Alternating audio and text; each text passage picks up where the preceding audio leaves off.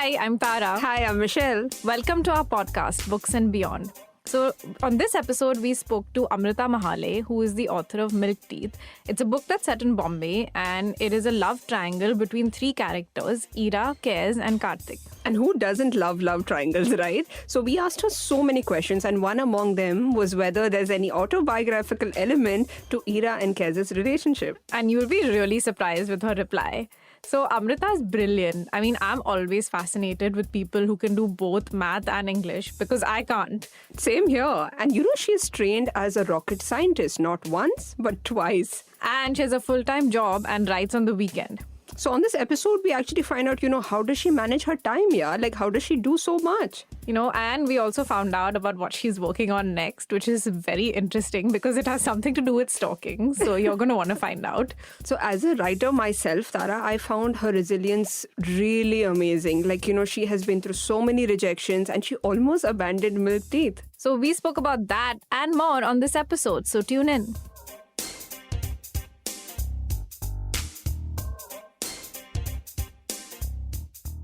Welcome to our podcast, Books and Beyond. And we are going to be talking to the amazing Amrita Mahale, who has written this wonderful literary novel, Milk Teeth. And she's also trained as an aerospace engineer. Welcome, Amrita. Thank you. So why don't you tell us a little bit about yourself and about your book? I was trained as an aerospace engineer. That's correct. Not just once, but twice over. I have 2 degrees in rocket science. But I haven't done much with those. I went into the technology world right after grad school. And after 10 years of working in product, strategy, operations roles, I decided to take a break and write my novel. So Milk Teeth is the result of 4 years of hard work. Milk Teeth follows 2 friends, Ira and Karthik, growing up in the Matunga neighborhood of Bombay over the 70s, 80s and 90s. And through their stories, it tells the story of a changing city, a changing country, and a changing middle class in that period. So how did this idea for the story come to you? Oh, it's very hard to say now. It started, I think it had many different beginnings. There's one version of the history of the novel in which it started as a tribute to A Suitable Boy. Oh, really? Yeah, so I was in love with that novel in college. And one of the subplots, Lata and Kabir, really stayed with me. And have you read the book, Tara? I haven't read it. No. It's 1,000 pages. I know, that's why. Yeah, and I think there's now a competition between Vikram Seth and G.R.R. Martin as to whose book will come out first. Vikram Seth was supposed to write the sequel to A Suitable Boy called A Suitable Girl, and it was supposed to come out in 2012 or 13. Okay, but it didn't. Any year now, that's what I hope. Yeah, so it's just like the 6th book of the Game of Thrones series. No one knows when it's going to be out. Yeah, so Kez from the novel shares his initials with Kabir Durrani from Suitable Boy. And there is a love triangle at the heart of A Suitable Boy, where Lata has to choose between her heart, which is Kabir, and a more suitable match. So in a way, the central triangle of Milk Teeth is set up to mimic that triangle, but that's not how the story pans out at all. And I think I started writing Milk Teeth at a time when I was thinking a lot about the middle class and about all the pressures that compel people to live life in a certain way. So this was very much on my mind.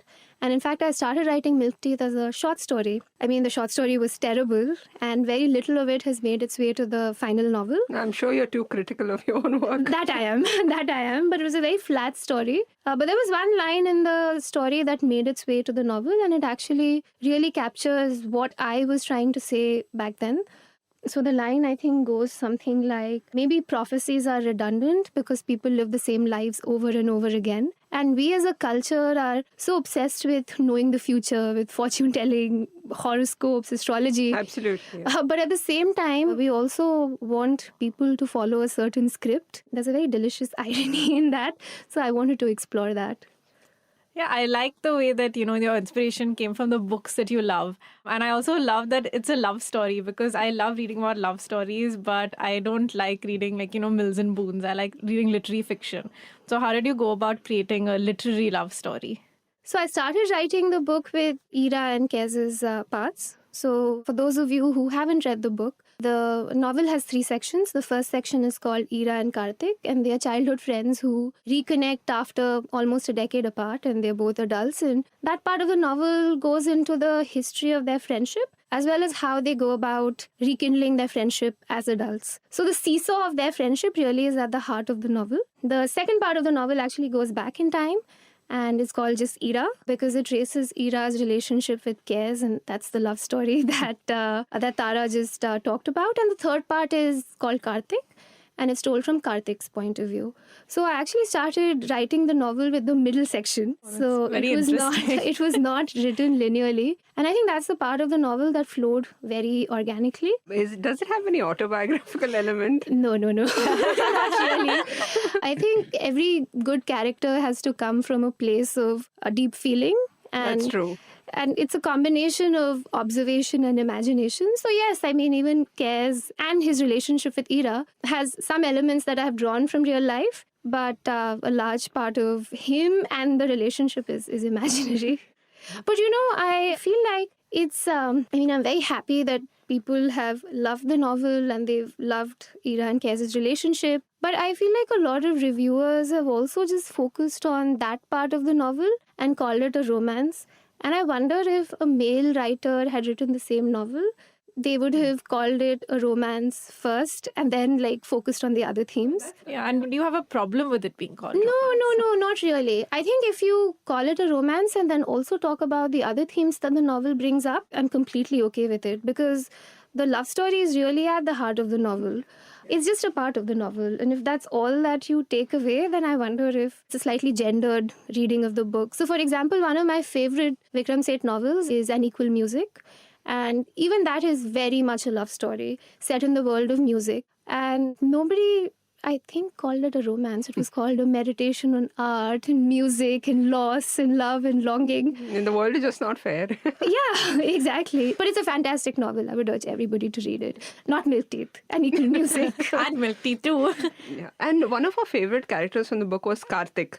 So how did you think of creating a character, Amrita? Yeah. So her story of Karthik, or at least the genesis of Karthik, is very close to my own life, my own heart. My brother is gay, and he came out to me many, many years ago, before 377 was struck down.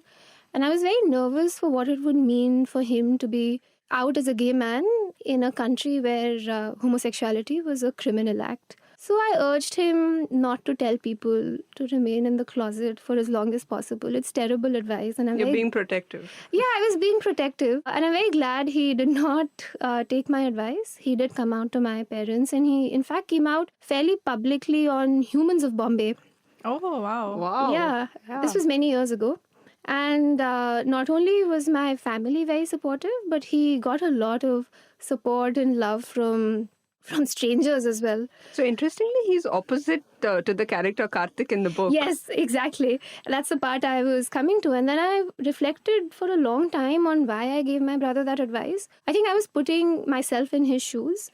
I am someone who's very risk averse, who's generally conservative in her approach to life. And I care a lot more about what people think of me. So I think There's more of you in Karthik. There's more of me in Karthik, exactly. So I think Karthik somehow came out of this question, what would I have done had I been in my brother's place? And Karthik's struggle is actually even worse because this is in the 90s. So it's a different era altogether. It was brutal. Yeah, so that's what I really wanted to understand. Like, how would a risk-averse, conservative in not in the political sense, but conservative in his approach to life. So how would a conservative, risk-averse gay man live his life in the 90s? And what was your brother's reaction to the character? He loved the novel. He found Karthik very whiny, but he loved reading the novel. I think he liked Pinkesh's character more. Oh, Pinkesh is the love interest. Yes, no, not love interest exactly. Former love interest. Former love interest, yes. Yeah, I won't give away too much about Pinkesh's profession because it's a bit of a spoiler. But yeah, Pinkesh is a friend of Karthik's whose personality is very different. And he, I think, enlivens the proceedings a little bit in the last third of the book. So your brother is also a writer. We read that somewhere. So what is the writer-reader relationship between the two of you? No, we don't show each other our work at all. Oh, why is that? Because our styles are very different. My brother is a humor writer and he doesn't agonize over his writing as much as I do. I think I spent 4 years writing Milk Teeth. He also has a book coming out later this year. Oh, what is with it called? What is that HarperCollins. about? I don't know if I'm allowed to give away the title, Please but do. I'll tell you. It's called Get Out, the Oh.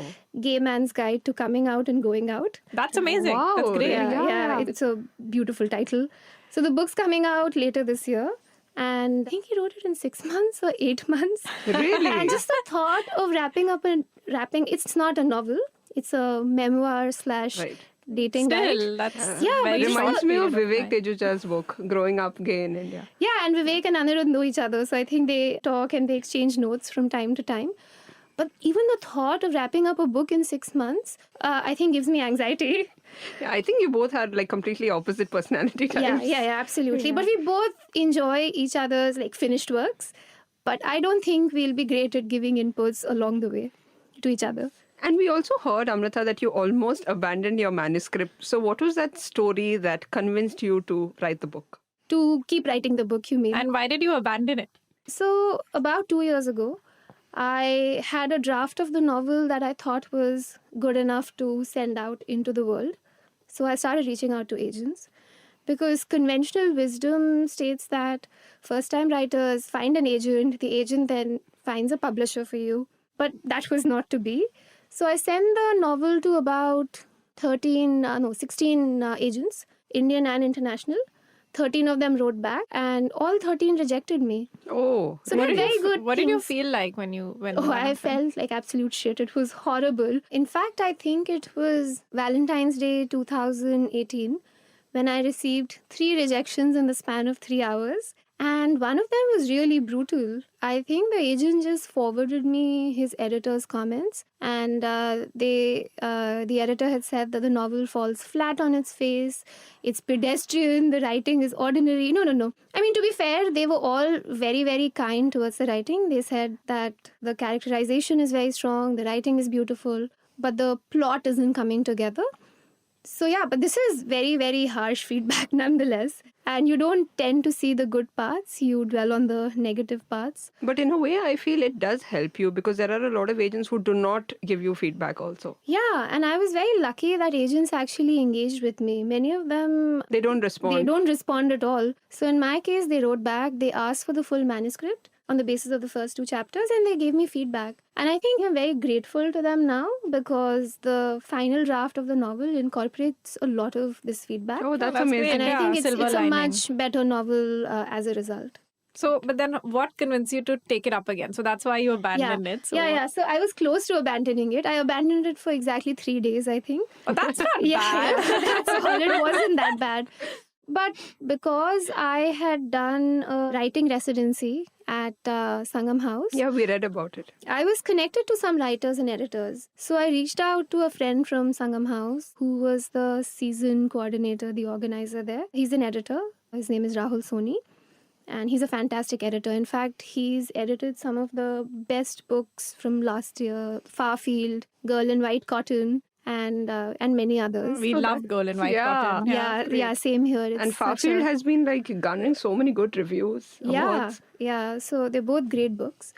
So Rahul, I reached out to him and I told him, hey, listen, this book isn't going anywhere. I think I should just abandon it. And he said, calm down, send me the manuscript. I will read it and I'll let you know if I think it isn't working. I'll give you my honest opinion. So I had to wait for 2 weeks to hear back from him after this. God, full of anxiety. Full of anxiety, and he loved the book. And that's he also great, acknowledged that there were parts that had to be rearranged, rewritten. But I think he thought there was enough potential there. So that gave me the confidence to start reaching out to publishers directly and with a plan for what I would fix. Yeah, so it's interesting how, writing is actually a solitary process, but you have to engage with someone else to find out if the writing is working. So, we love how you engage with so many readers, Amrita. So, how has the experience been? Like, does it, encroach on your writing space? Yes, it does. The short answer is yes, it does. But I really enjoy it. Why do you enjoy it? No one tells you how much time book promotions actually take up. It's a lot of work. And I think now because of social media, it's very easy for readers to reach out to writers directly.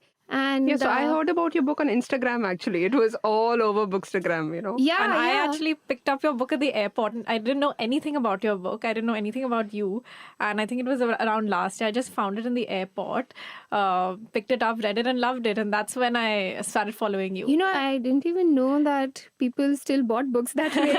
I No, do. but that's always the best way to discover a book, I feel. Yeah, with no expectations, and you're not prepared for what you get, right? But yeah, Bookstagram, I think, was a big contributor to the book's success. And the main reason why I love interacting with readers is I put myself in their shoes. And I mean, now I have access to more writers than I did 10 years ago. But But I think always the reader's perspective will be far different from what a writer tells you. And even a critic's perspective would be different from a reader's perspective. yeah, I mean, I don't think any readers have actually come up to me and said, this is what we did not like about your book. So what did they love it's all about your very book? positive. So many different things. And sometimes readers manage to make connections that even I haven't made.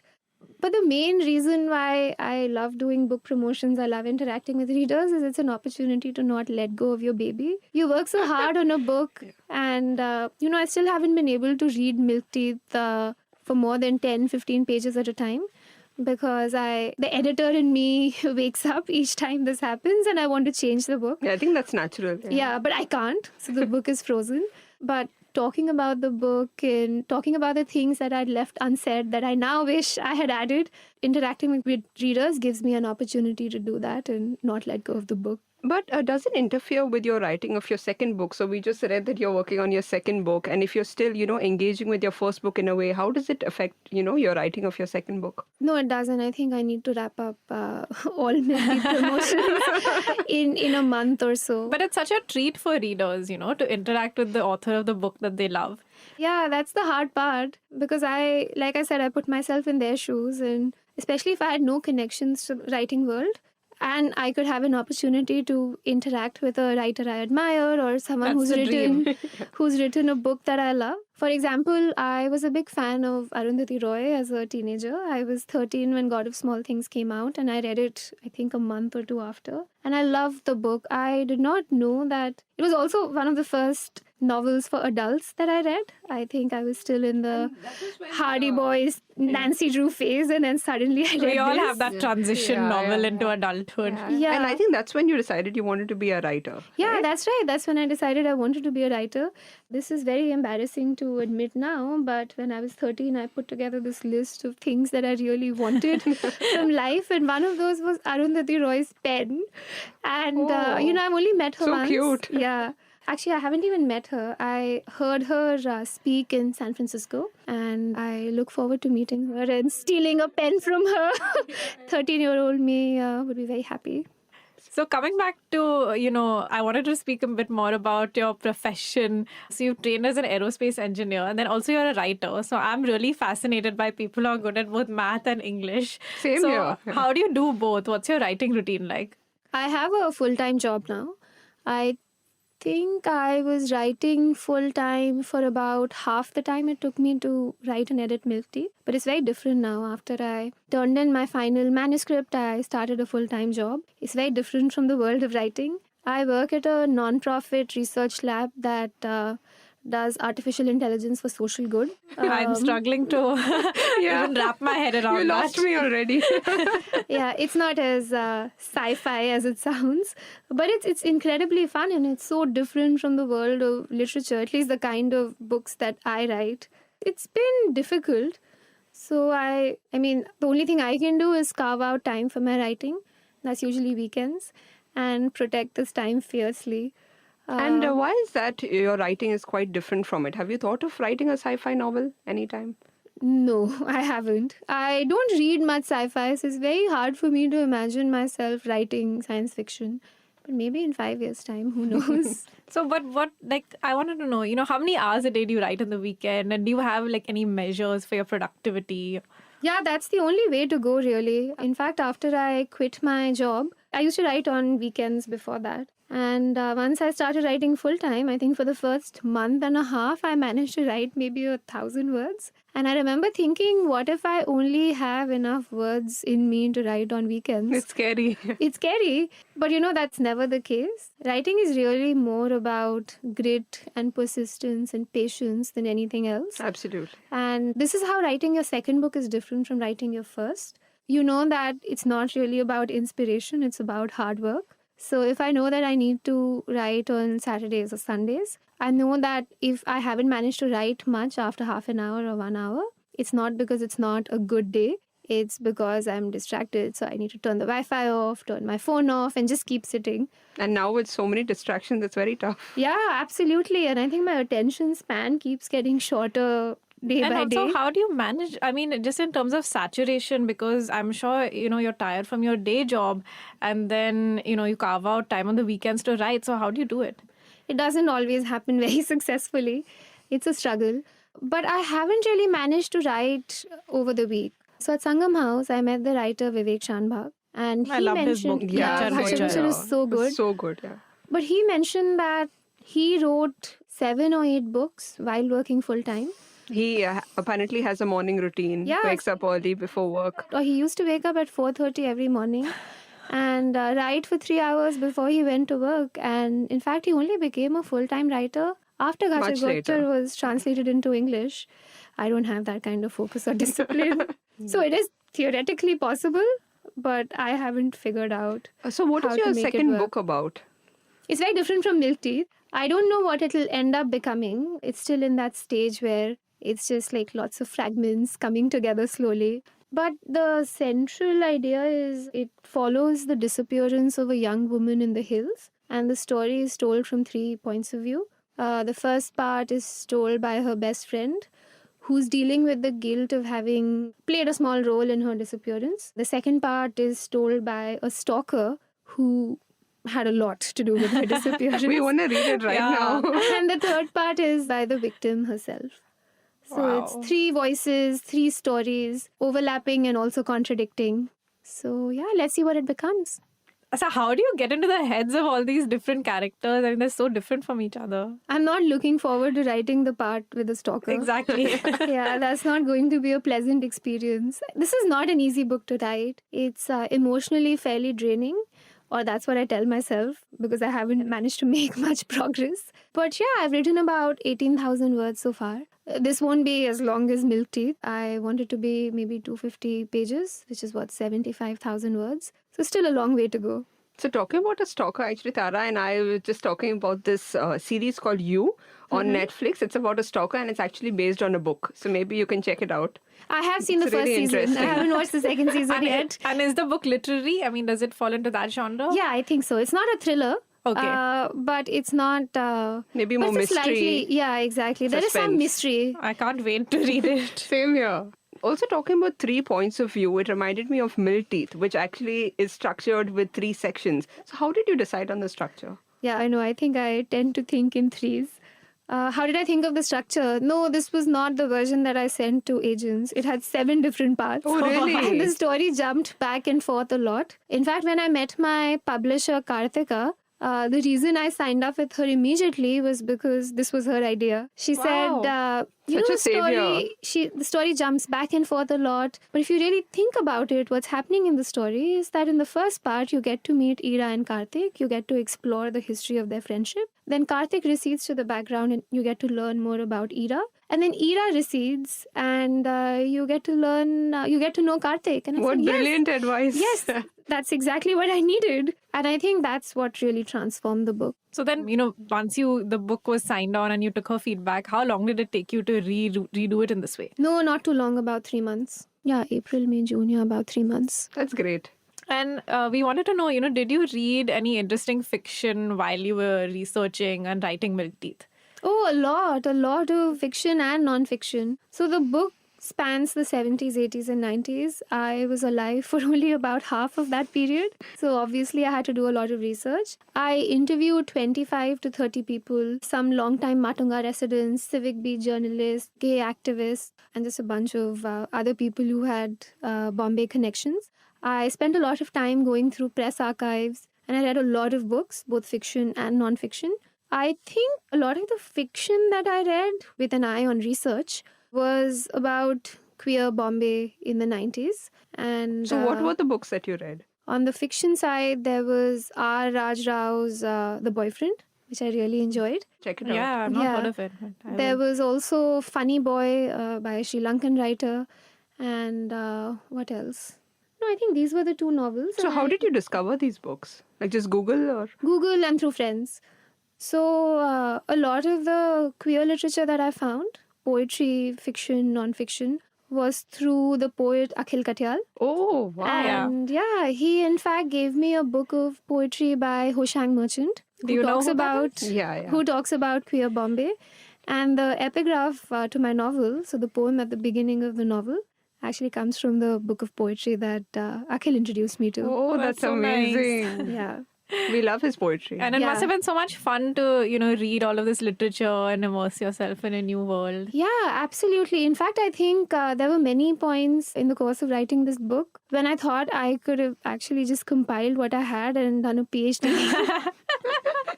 That shows that your research was thorough. That's Yeah, amazing. my research was thorough. My first draft was 110,000 words long, and the final draft was about 90. So I had to cut out almost 20% of the book. How did you And- decide what to keep and what to cut? It's really hard. I think editors call it killing your darlings. But the only way to do it is to put some distance between yourself and your work. So Milk Teeth was written over 4 drafts, and I made it a point to take a break of a month or two between drafts, just to be able to look at. That's wise. Yeah, to be able to look at the manuscript with fresh eyes. And Is it always possible to look at your own manuscript with I fresh don't think eyes? so. no, not with completely fresh eyes. Like I said, if I open the book now, I will find 100 faults. Do you feel that way too about your writing? Yeah, I always feel that if there's a gap between the drafts and, when you revisit your work, it always helps. Yeah, in fact, I think Zadie Smith has this wonderful essay. It was delivered as a talk at Columbia, if I'm not mistaken, and is also in Changing My Mind, her book of essays. And she talks about many different approaches to writing and editing. And one piece of advice she gives is put away your manuscript for 2 years if you can. I think 2 years is a bit extreme. Wow. Not. Yeah, and she said if you have the means, put it away for as long as you can. I think you wouldn't recommend even 2 remember. years, but 6 months is also fine. But I think the first draft, I put it aside for 2 months. Not bad. Yeah, 2 years was unimaginable. And since you did so much research for the book that didn't make it to the book, we would love to know any interesting anecdote that that you discovered during your research. Yeah, so the book is set in Matunga, and the history of Matunga is really interesting. Now it's a part of the main city because the suburbs technically begin at Bandra. But Matunga came up in the beginning of the 20th century, so around the 1920s. And it was the first planned suburb, planned by the British as a response to an outbreak of plague that broke out in the city around the turn of the 19th century. And they decided that this was because of unsanitary conditions in large parts of South Bombay. So they took up agrarian land in Matunga and decided to convert it into a suburb. Oh, we didn't know And, that. Yeah, it's actually really, really interesting. And this was the first place where apartment buildings became the norm. That wasn't always the case before. Really? Yeah. Oh. And I think all of us associate middle class life with apartments. And I think that's what makes Matunga so distinctly That's very middle class. fascinating. But what was really interesting to me was that most houses, before the rise of apartment buildings, had their toilets outside the main house. Because there was a general widespread belief that you could not have a toilet in the same place where you cooked your food, even though they were 2 different rooms. So yeah, in Matunga, it was very hard for many of the inhabitants, especially the Brahmins, to come to terms with having the bathroom and the kitchen in the same dwelling. That's so Modern interesting. living. Yeah. So it was the beginning of modernity in many ways. And the first draft of Milk Teeth actually had a chapter on each of the parents, told from their point of view. That's so Oh, interesting. Yeah, I really? mean, So like, that you know, I like, had to do away with. fans of your book, I mean, I'm sure they would love to know and read all this other material. And I always think about fans of, you know, other books as well, Yeah, because absolutely. the author has so much Yeah. material that they don't share. Maybe you Yeah. can release it in, like, you know, And why don't they notes, share it? bonus. Yeah, maybe as a short chapters. story, right? Yeah. Because there was a really lovely chapter in there about Ira's mother, who's just come to Bombay as a new bride, and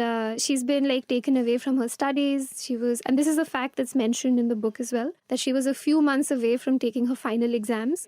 So she just like lays in bed all day with her textbooks under the bed in this green trunk. And to distract herself, she thinks about the fact that the bathroom is in the house and how her parents would react if they ever came to visit. Oh, wow. We would love to Yeah. read that. We Yeah, hope you can share so- those chapters with Yeah, us. so it was not a chapter in which much happens, but then you get to really like know this woman A as little a background, person. Yeah. It makes you think. I mean, there's a whole world that writers like you create, that, and we just get a little glimpse of it. Yeah, Exactly. absolutely. I mean, what's in the book is just the tip of the iceberg. Right. In my head, it's a much richer, like more deeply imagined world. But to be honest, I don't think readers need to know all of it. So, you know, we also find it fascinating, Amrita, that, you know, your day job deals with a very objective nature of things, and whereas writing is very subjective. So, what do you think about lit prizes? Like, your book has been shortlisted for a number of awards. So, how do you think that, you know, people can decide what is a good book? That's a hard one. And writing, I still maintain that writing is, or the quality of writing, it's a very subjective judgment. But at the same time, I think there is a distinction between good writing and bad writing. It's very hard to tell, like, you know, when you see it. So for me, the kind of writing I enjoy offers a mix of some cultural commentary and some psychological insight. And I care about language. I care about well-written sentences. But It's such a not pleasure a to read formula. a well-written book. Yeah, it's not a formula. But at the same time, like how much you like a book and which parts of it you respond to, That's very subjective. yeah, I that's agree. very subjective. I think that's a reflection of you. So, which was the last, like, well-written book that you loved? I really like Bombay Balchao. We by love that Jane too. Yeah, We Austen. interviewed Love- Jane. Yeah, I read it a few months ago, and I've read a lot of good books since then. But Bombay Balchao really stayed with me. And also another Bombay novel. Another Bombay completely novel, different from yours. completely different, and the book has so much heart. It's so tender and moving and so joyful. Yeah, we loved it. Yeah, I really liked it, and I've been talking about the book to everyone I meet. Oh, that's so great. So yeah, we are also wondering, you know, Ira, the protagonist, she is a journalist. So what made you decide on her profession? When I started writing the novel, I knew that one of the themes I wanted to explore was how cities and its citizens shape each other. And I wanted to look at the built environment of a city, so the buildings, the streets, the public places. And I wanted to see what a changing built environment says about the culture, the history, and the identity of a place. So it made sense to have a protagonist who had a job that let her engage with the city in that way. I also love the idea of a woman just walking around a city and making sense of the city by actually really interacting with it. And it's usually just men who play flanners, right? Who walk around cities and hold forth. So I wanted a woman to do that. And And you you see- civic beat journalist seemed perfect. Yeah, and you seem to enjoy this part of research. So, did you ever want to be a journalist? No, I did not. But I remember when I was in college, I was a volunteer for IIT Bombay's student festival, Mood Indigo. So I was in the media team. So I would have to go to the Times of India office and the Indian Express office. And I just loved the sight of so many people writing. So I think I always wanted to be a fiction writer, but there was a lot of respect for the written word. So I was fascinated by journalism. And why the interest in cities? I don't know. I just love cities. I love that they are these dense collections of people where you can blend into a crowd, and at the same time, because of the crowd, like magical things happen because your probability of meeting interesting people is much higher. So, you know, we were wondering, what do you do when you encounter writer's block? How do you get out of it? Oh, like I said, in writer's block, in most cases, is not a real thing. It's just you being lazy, and you just have to keep writing. But Fair of enough. course, sometimes writer's block comes from not knowing what you want to say, So That there happens needs to me, be, yeah. yeah. So there needs to be some reflection, some preparation, but most times you just have to sit down and write. That's And all. and what do you do when it gets too much, Amrita? Like, do you have other hobbies? Like, what do you do to unwind? I read a lot and I watch a lot of TV. Like I watch a lot of As we all do. Netflix and Amazon, unfortunately. relate. Yeah, autoplay. It's the worst thing. And do you think that, you're going to keep writing? I mean, after the second book, is it going to be third, fourth, fifth? How do you foresee I it? hope so. I think I have a lot to say. The best thing about writing is that it gives you an opportunity to really spend time with yourself and your thoughts, and it helps you make sense of the world. So, the books I write, I mean, I've written just one so far, but I hope to use books to make sense of the world. That's what we and do too. Make sense of what's going on in my own life and my own head. So, Amrita, what was your childhood like? And did you always have like writing, reading around you? Yes, absolutely. I was born in Bombay, but I grew up in Gujarat, which is funny considering that I've written a Bombay novel now. I moved every 2 or 3 years. My father worked for a bank, and that meant that there was a change of scenery, a change of friends every few years. I started reading when I was 5 years old. I grew up in a house with a lot of books. So reading was a very big part of my childhood. And I think because we moved every couple of years, I wouldn't say that I was a lonely child, not at all. But I was also very comfortable with my own company. I was always a bit of an outsider looking in. And all of these are, I think, like great preparation for being a writer. Very true. Build your personality. Yes. So, Amrita, your book reached far more people than, literary fiction usually does. So, what did you actually do to, market your book, publicize your book as a debut writer? So the book came into the world very quietly. There was no advance praise and there are no blurbs by famous writers on the cover of the hardcover. The book's out in paperback now. And the cover is absolutely beautiful. Yeah. So my publisher takes full credit for that. And Saurabh Garge is the illustrator who's designed the cover. It's just beautiful. But yeah, so the book had a very quiet release. Yeah, and blurbs have a essentially. very important role, but yours didn't, and it made it so big. And the first review came out after a month. The second review, I think, took 2 months. Wow, it was slow at It the was beginning. very slow. And it was all social media and Instagram, I think, Bookstagram. And word of that mouth, helped. actually. Yeah, and word of mouth. So it was only after people started talking about it on Instagram, on Goodreads, on Amazon, that mainstream media began to take notice. So there was, I think in the first 3-4 months, there were 2 or 3 reviews, and then suddenly more reviews started coming out. And it's great that, so many more people are reading literary fiction, maybe because of this book. It's Yeah, great. and I always knew I wanted to write a book that was accessible Yeah. and that was a smooth read. So I think that's helped the book. So, a how lot. did you ensure that it's accessible?